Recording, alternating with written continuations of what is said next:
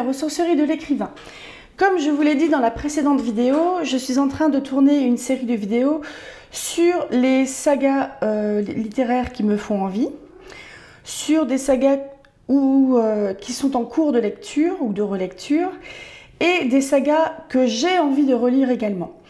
Donc il y aura trois vidéos sur les sagas qui me font envie parce que je suis une grande fille folle. Il y en a évidemment plein, elle va tout foutre en l'air. Une vidéo sur, attendez que je répète, une vidéo sur les sagas en cours et une vidéo sur les sagas que j'ai envie de relire. Alors là, on est du coup dans les sagas qui sont en cours.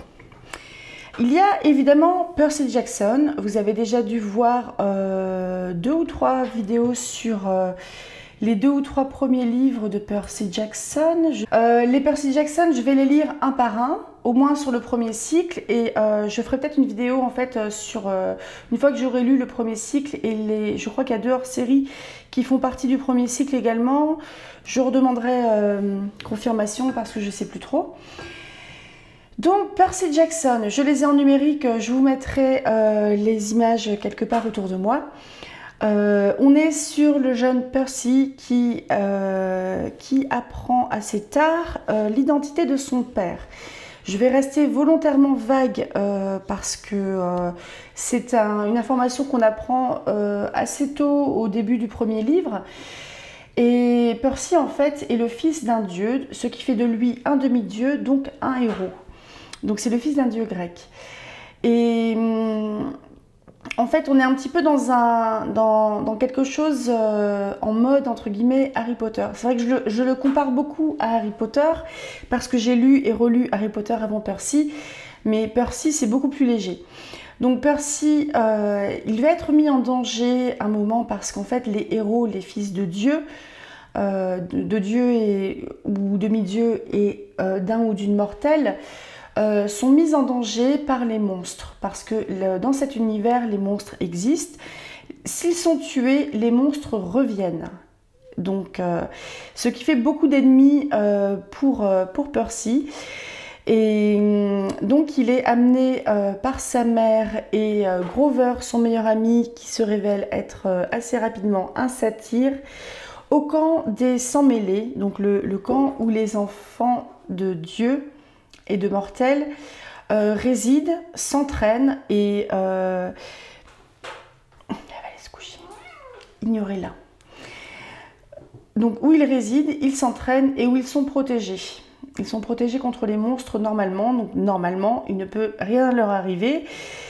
Ce qui est un petit peu comme Poudlard, qui est évidemment l'école la plus sécure du monde. Regardez, il y a mon bébé chat, il va faire de dos. Donc voilà, faut l'ignorer. Donc Percy Jackson, pour le moment, j'ai lu les 3 premiers livres sur un cycle de 5, il me semble. Il y a également 2 hors-série. Donc c'est une lecture qui est en cours et je vous ferai des petites vidéos quand j'avancerai comme ça. Je prends mon temps parce que j'ai décidé de prendre mon temps. Livre suivant, série de livres suivante. Le Sorceleur. Le Sorceleur, j'ai commencé à le lire peut-être l'année dernière. J'ai bouffé assez rapidement les 4 premiers tomes, donc il me semble c'est les 2 premiers recueils de nouvelles et les 2 premiers romans. Sauf que je suis tombée en panne au milieu du 2e roman, c'est Le Temps du Mépris. Parce que il y avait un procédé en fait narratif qui rappelait un petit peu ce qu'était le titre, donc Le Temps du Mépris, qui m'a un peu crispée au bout d'un moment et ça m'avait un peu fait lâcher l'affaire. Et à l'origine, c'est vrai que c'est un livre vers lequel j'avais pas forcément envie de me pencher parce que c'est souvent des livres qu'on voyait en fait en tête de gondole. Et l'image les illustrations de Geralt étaient un petit peu en mode jeu vidéo, donc je me suis dit, c'est pas pour moi quoi. Mais en fait si, et en fait si, pourquoi? Parce que entre-temps, Netflix a adapté en 2 saisons pour le moment, et un préquel, l'histoire du sorceleur. Donc je suis quand même j'aime beaucoup la série télé. Et pas que à cause de Henri Cavill, voilà, Mahou. Pas que à cause de Henri Cavill, évidemment, mais je trouve que c'est un monde qui est vachement intéressant et que l'auteur manie plein de mythologies, de monstres qui viennent de mondes différents. On pourrait avoir une petite goutte de SF là-dedans, de ce que j'en ai compris jusqu'à présent. Et je trouve que c'est vraiment un univers qui est très original par rapport aux autres univers fantasy que l'on peut connaître. Donc on suit l'histoire de Geralt de Rive qui est sorceleur. Les sorceleurs sont des hommes qui ont subi en étant enfants le rituel des herbes ou quelque chose comme ça, qui du coup ont subi des mutations s'ils survivaient à ce rituel-là, qui les rend plus forts. Ils peuvent voir un petit peu la nuit, ils manient un petit peu de magie comme les signes, donc des signes pour apaiser quelqu'un, endormir quelqu'un, pour mettre le feu, pour former un bouclier. Ils ont également plusieurs potions pour se guérir, pour avoir plus de puissance également, parce que en même temps leur boulot c'est de tuer des monstres, et c'est pas des monstres presque mignons comme dans Percy Jackson, c'est du gros monstre dégueulasse. Et du coup, Geralt de Rive et les autres sorceleurs sont normalement des gens qui sont assez coupés de leurs émotions parce que le rituel les a un petit peu cassés à ce niveau-là. Et il y a un truc qui l'a un petit peu dépassé, je pense, c'est que en fréquentant un petit peu la cour de la reine Calante, si je ne me trompe pas de nom, il y avait la fille de la reine Calante qui était amoureuse d'un chevalier qu'on surnommait le chevalier Hérisson parce qu'il était maudit et avait un peu une tronche de hérisson. Et en gros, il y a le droit de surprise dans cet univers qui est très intéressant parce que si vous avez une dette envers quelqu'un, vous pouvez le lui rembourser, j'en sais rien. Mais la personne peut également invoquer le droit de surprise. Et là, ça peut être un peu comme jouer au loto. C'est ok, je t'ai sauvé la peau, peut-être que je vais gagner une chemise, mais peut-être que je vais gagner ton royaume. Et en fait, Geralt de Rive, il gagne le futur enfant de la fille de Calante et du prince, du chevalier Hérisson. Et le truc qui est très intéressant, c'est que en fait, on est dans un univers où il y a des monstres et des sorceleurs qui sont un petit peu des espèces de magiciens qui pètent des gueules.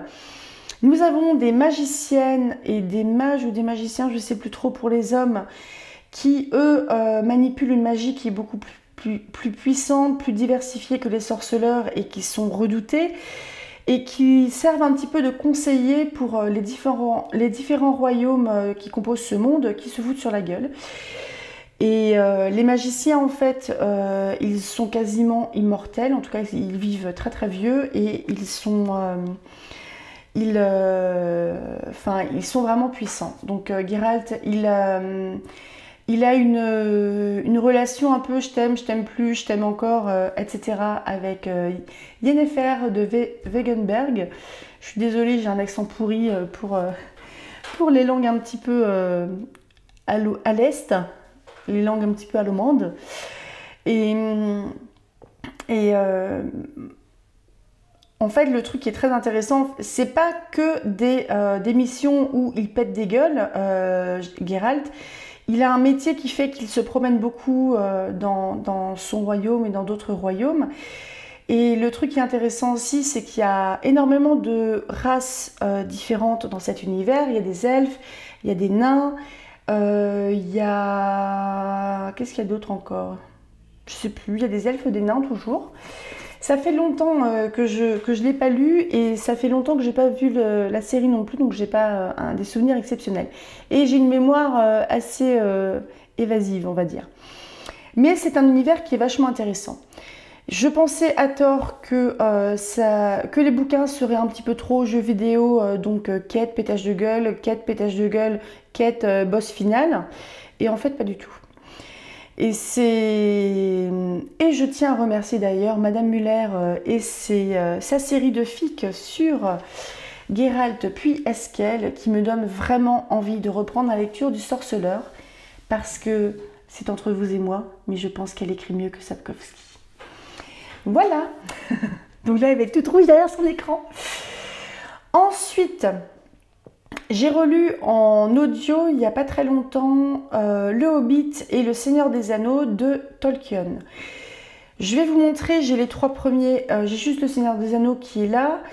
J'ai également Le Hobbit et tout le reste, le Silmarillion, les Contes et légendes, Beren et Luthien et tout ça qui sont un petit peu partout dans ma bibliothèque. J'avais la flemme de tout sortir, donc je vais vous sortir Le Seigneur des Anneaux.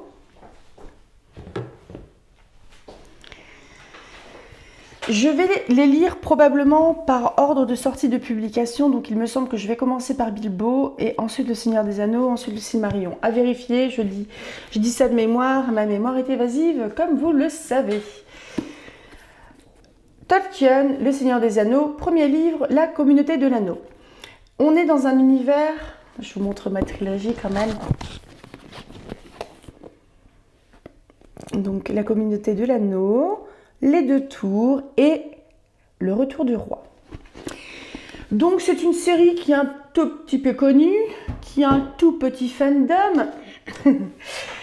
Et c'est une série que j'ai découvert, enfin une série de livres que j'ai découvert quand j'étais adolescente. Adolescente, j'ai lu uniquement Le Seigneur des Anneaux, Bilbo et Le Silmarillion. Très bon livre d'ailleurs, Le Silmarillion. Je sais qu'il y a des gens qui ont du mal avec le langage en fait du Seigneur des Anneaux, qui peut être un petit peu soutenu, mais c'est fort compréhensible et en fait pour l'avoir écouté en livre audio, c'est hyper oral. Je trouve que c'est une langue qui est très orale, mais une langue orale comme celle des conteurs et des conteurs qui sont portés par la langue. Je trouve qu'il y a une langue qui est magnifique. J'ouvre à mon chat. Est-ce qu'elle va savoir qu'elle a laissé sa souris à l'intérieur du bureau? Sans doute pas. Donc c'est une langue qui est très orale. Et oh mon Dieu, c'est écrit tout petit. Regardez comme c'est écrit petit. Heureusement que j'ai des lunettes. J'ai envie de vous lire un tout petit bout du premier chapitre pour vous montrer un petit peu la langue que c'est. Je vais vous lire les 2 premiers paragraphes. Donc on est sur Le Seigneur des Anneaux, sur la Communauté de l'Anneau. Chapitre 1er, une réception depuis longtemps attendue. Quand M. Bilbon Saquet de Cul-de-Sac annonça qu'il donnerait à l'occasion de son 151e anniversaire une réception d'une magnificence particulière, une grande excitation régna dans Hobbitbourg et toute la ville en parla. Bilbon était en même temps très riche et très particulier, et il avait fait l'étonnement de la comté pendant 60 ans, c'est-à-dire depuis sa remarquable disparition et son retour inattendu. Les richesses qu'il avait rapportées de ses voyages étaient devenues une légende locale, et l'on croyait communément, en dépit des assurances des anciens, que la colline de Cul-de-Sac était creusée de galeries bourrées de trésors. Et si cela n'eût pas suffi à rassurer sa renommée, sa vigueur prolongée aurait encore fait l'admiration de tous. Le temps s'écoulait, mais il semblait n'avoir aucune prise sur M. Saquet. À 90 ans, il était tout semblable à ce qu'il était à 50. À 99 ans, on commença à le qualifier de bien conservé. Mais inchangé aurait été plus près de la vérité. D'aucuns hochaient la tête, pensant que c'était trop d'une bonne chose. Il paraissait injuste que quelqu'un pût jouir, visiblement, d'une jeunesse perpétuelle en même temps que, suivant l'opinion commune, d'une opulence inépuisable. Cela aura sa contrepartie, disait-on. Ce n'est pas naturel, et il en viendra certainement des ennuis. Alors, personnellement, je l'ai lu quand j'avais 15-16 ans, un truc comme ça. Là, c'est les éditions Pocket, avec des illustrations de M. Laverdé. Et on est, je vais vous dire, au niveau de la... On est en 96, donc si je l'ai acheté en 96, j'avais 16 ans. Et j'ai pas ressenti plus de difficulté que ça à le lire. Franchement, essayez. Essayez, empruntez-le en bibliothèque si vous voulez. L'histoire de Bilbo le Hobbit, c'est sur l'oncle de Frodon est le héros du Seigneur des Anneaux. Bilbo va être, il va être il va être très fortement invité par Gandalf le Gris à participer à un cambriolage en compagnie de 12 ou 13 nains, il me semble. Et en fait, les hobbits dans cet univers sont de petites personnes qui sont encore plus petits que les nains, qui aiment beaucoup se faire à manger, faire leur jardin, lire, fumer la pipe, rester peinards à la maison. Et ils sont tous comme ça. Partir à l'aventure, c'est complètement à l'opposé de ce qu'un hobbit voudrait faire. Donc Bilbo va partir à l'aventure et revenir riche. Et riche surtout d'une très belle histoire qu'il va écrire. Dans Le Seigneur des Anneaux, on a Frodon, ou Frodo, ça dépend des versions, qui est le neveu de Bilbon Saquet. Frodon va être, encore une fois, sous l'influence, va être porté volontaire par Gandalf pour aller se débarrasser de l'anneau unique que Bilbo a ramené parmi son trésor. L'anneau unique, je vous raconte au cas où que vous n'ayez pas lu ou vu les films. L'anneau unique est un anneau qui a été forgé bien des années auparavant et qui est le seul à pouvoir diriger et gouverner en fait les autres anneaux magiques qui existent. C'est pas juste des anneaux magiques du genre je le mets, je disparais. C'est un anneau qui corrompt la personne qui le porte. C'est un anneau qui est maléfique et qu'il faut détruire. Et c'est pour ça que du coup, Frodon va partir avec cet anneau. Il va en être le porteur parce que des personnes comme Gandalf ou d'autres personnes tout aussi puissantes refusent de le porter parce qu'ils le craignent. Donc ils le refilent en fait au tout petit bonhomme qui a les pieds poilus. Et c'est une superbe aventure. Il y a Frodon, il y a Gimli le nain, Legolas l'elfe, il y a Grandpa l'humain. Et le Seigneur des Anneaux, c'est un petit peu la fin si je ne me trompe pas, de l'âge où les elfes, les nains, les hobbits, d'autres créatures existaient encore. Et moi, le souvenir que j'en ai en fait sur la fin de cette histoire, c'est que la magie se retire un petit peu, se cache, quelque chose comme ça. Je me trompe peut-être, n'hésitez pas à le dire parce que ma lecture elle remonte à 1996, nous sommes en 2023, je vieillis. Mais c'est une très très très belle saga, c'est un univers qui est extrêmement bien travaillé et il n'y a pas à dire si ça a eu un succès aussi retentissant, c'est bien pour une raison. Saga suivante, je vous ai déjà montré deux vidéos à ce sujet-là. Pardon. Là, j'ai à peu près tout sauf le dernier que j'ai en numérique. Je vous parle du Grishaverse de Leigh Bardugo. J'ai relu il n'y a pas longtemps, en fait, pour une fic, la trilogie Grisha, avec le premier livre Grisha, donc Shadow and Bone, le second, le Dragon de glace, et le dernier, l'Oiseau de feu. Le premier s'appelle Les Orphelins du Royaume, il me semble. Bon, le résumé, je ne sais pas si je vous l'avais dit, mais je le trouve vraiment pas terrible. Et il me semble qu'ils font un peu la même chose sur tous. Je trouve que c'est pas une bonne idée, il ne faut pas faire ça les gens. Il faut faire de vrais résumés, de vraies phrases. Et dans cet univers, en fait, donc chronologiquement, on lit d'abord les Grisha. Ensuite, on a, peut-être 2 ans plus tard, on a les Six of Crows et la Cité corrompue, le deuxième. Donc Six of Crows, la Cité corrompue. Donc je vais galérer là. Hein. Donc j'ai des bouquins de partout là. On a ensuite, je les ai en grand format parce qu'ils n'étaient pas sortis, que je ne suis pas patiente, King of Scars et Le règne des loups parce que je ne le dirai pas en anglais. On a un préquel qui s'appelle Demon in the Woods qui parle de la jeunesse du Darkling, et on a 2 recueils qui sont magnifiques.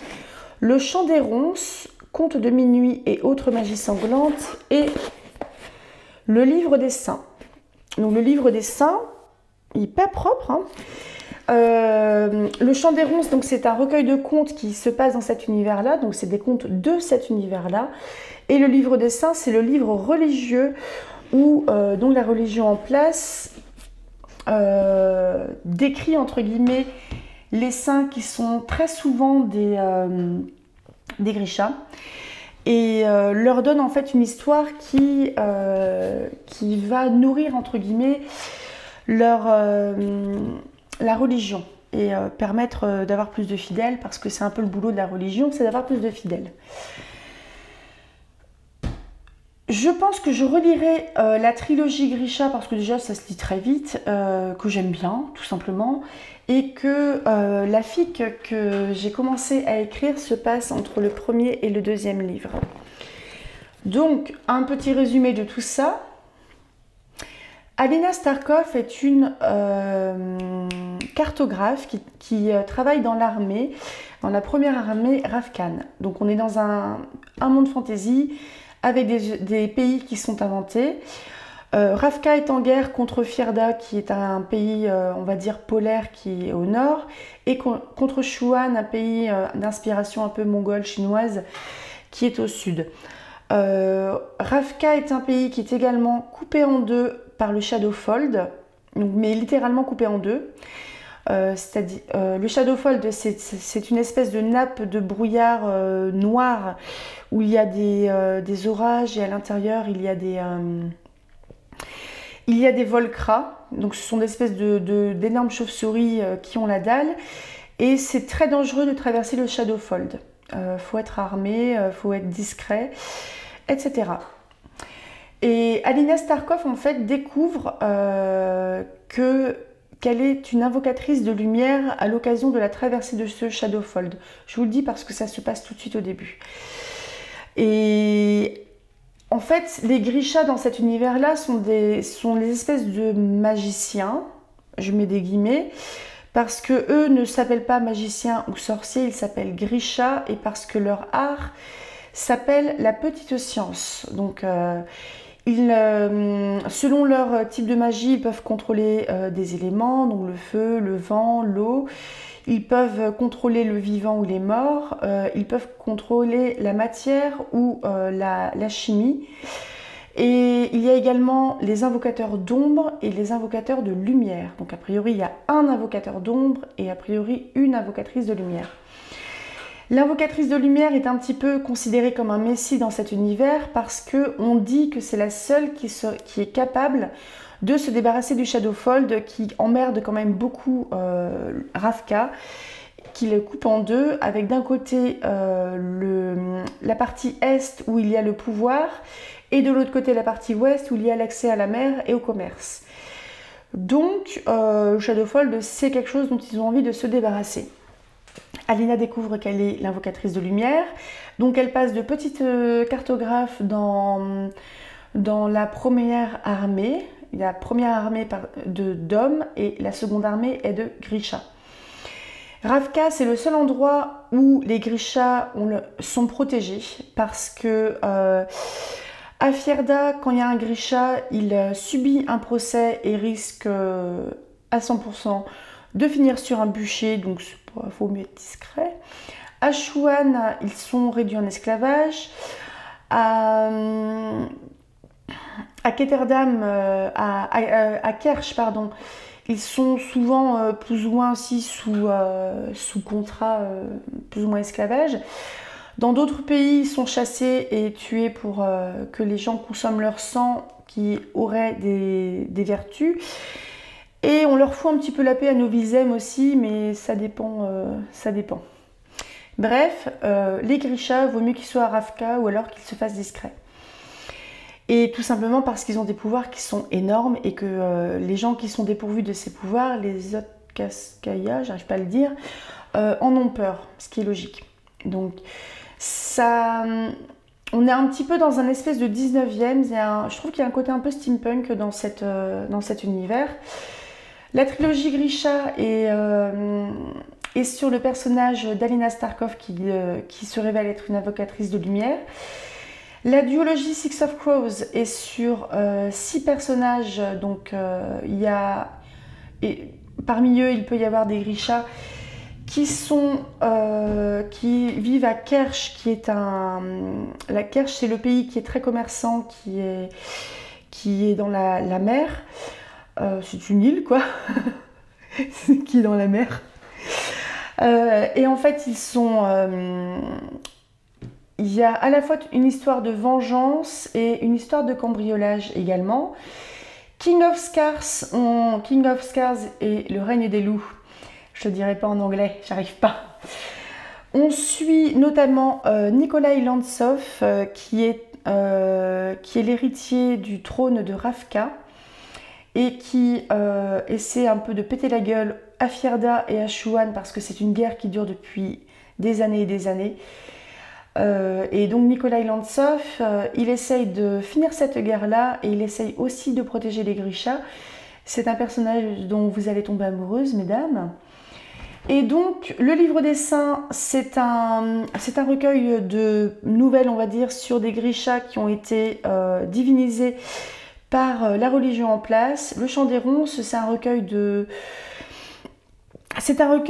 7 contes, il me semble, qui viennent de plusieurs pays, qui mettent aussi, en général, en lumière l'histoire d'un Grisha. Mais à la fois dans le livre des saints et à la fois dans le Chant des Ronces, c'est une histoire c'est du roman dans le roman, entre guillemets. C'est une histoire c'est une histoire fictive dans un univers fictif. C'est comme, vous voyez, typiquement, le roi Arthur, il a peut-être des origines historiques, mais on touche au légendaire, donc ça a été modifié.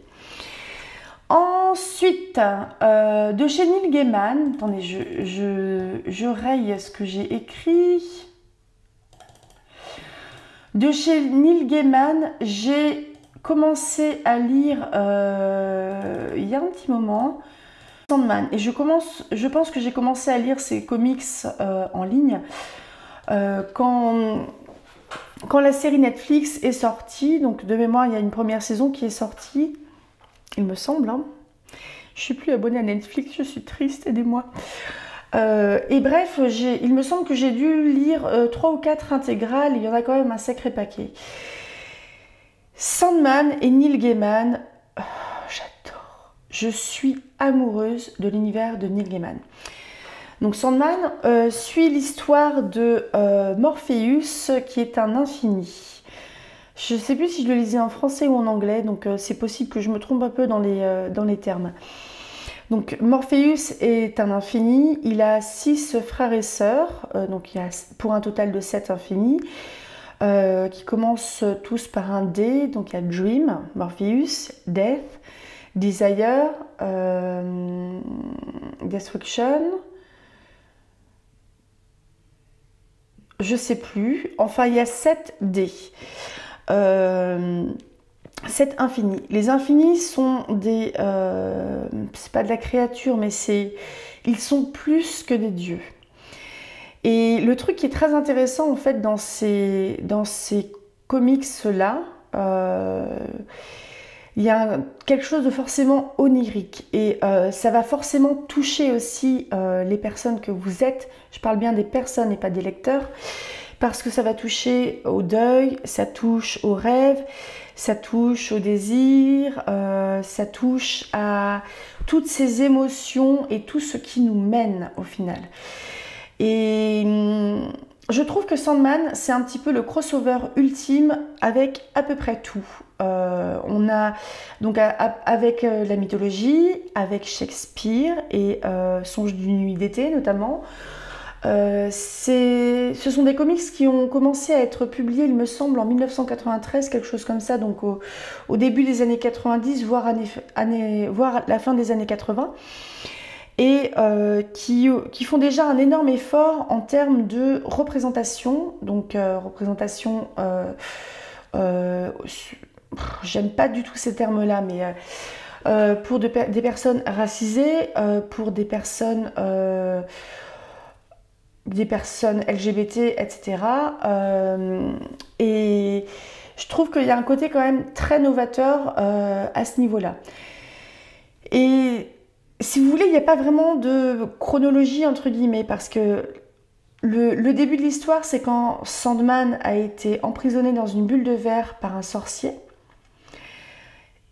et qu'il parvient en fait à se libérer. Donc il n'est pas très content. C'est plus qu'un dieu, hein. C'est plus puissant qu'un dieu. Et on va avoir...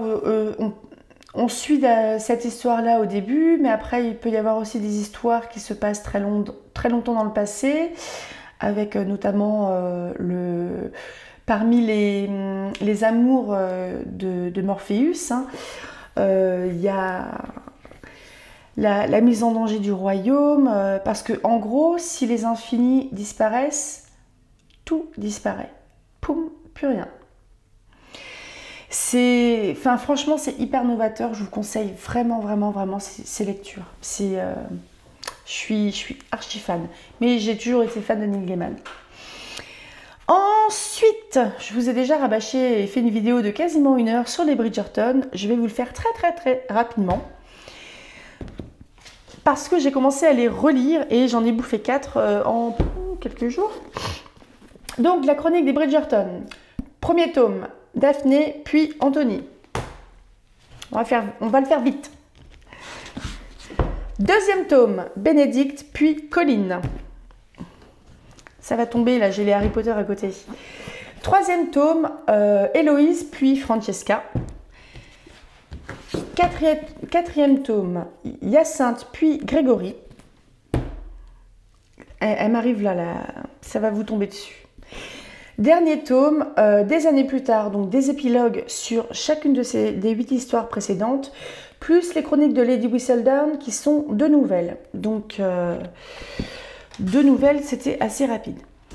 Rapido, la première histoire, on est en 1815 dans l'Angleterre édouardienne, il me semble, parce qu'on est sous Édouard. Sous la régence en fait de la reine Charlotte, parce que Édouard il commence un petit peu à gentiment perdre les pédales et n'est plus capable de régner vraiment. Ce qu'on ne sait pas trop là-dedans, il y a quelques vagues petites allusions, mais c'est beaucoup plus développé dans la série télé que je vous conseille également. Une histoire centrée sur un personnage, centrée sur une romance et donc une rencontre avec quelqu'un et jusqu'à sa conclusion par un mariage. On est sur de la romance historique. J'aime bien, franchement j'aime bien, sinon je les relirais pas et je les aurais pas achetés.